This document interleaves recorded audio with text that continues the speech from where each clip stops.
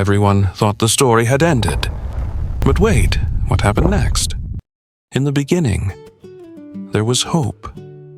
Not loud hope, not political hope, not the kind shouted from thrones, but quiet hope. Hope that walked along dusty roads in Galilee. Hope that sat beside wells. Hope that touched lepers. Hope that wept at graves. When he spoke, hearts burned. When he healed, chains broke. When he forgave, shame loosened its grip. And people began to whisper, could this be the one? He did not come with armies. He came with compassion. He did not build palaces. He built faith in fishermen. He called the weary. He welcomed children. He lifted women long silenced.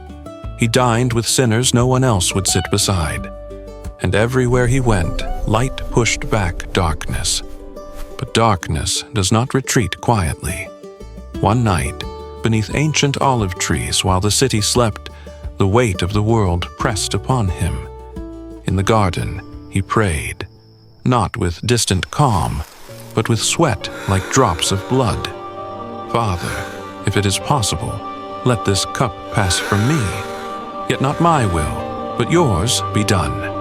He chose obedience. He chose love. And then came the sound of footsteps. Torches flickered through the trees.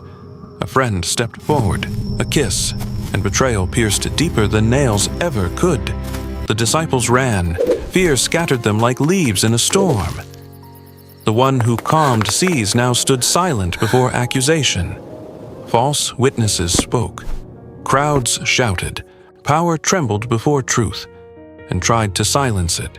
He was mocked, struck, crowned with thorns. And then they led him to a hill called Calvary, wood laid upon wounded shoulders, steps slow, breathing heavy. The sky watched. Nails were driven. Hands that healed were pierced. Feet that walked on water were fastened to wood. And as blood met earth, heaven seemed silent. Yet even then, he spoke forgiveness. Father, forgive them. At noon, darkness fell. The earth trembled, creation itself groaned, and with a final breath he cried, "It is finished." Not defeat. Finished. The price paid. The debt canceled. The sacrifice complete. Hope appeared buried with him. His body was wrapped in linen, placed in a borrowed tomb. A heavy stone sealed the entrance. Guards were stationed. Authority declared it over. The disciples hid behind locked doors. Mary wept.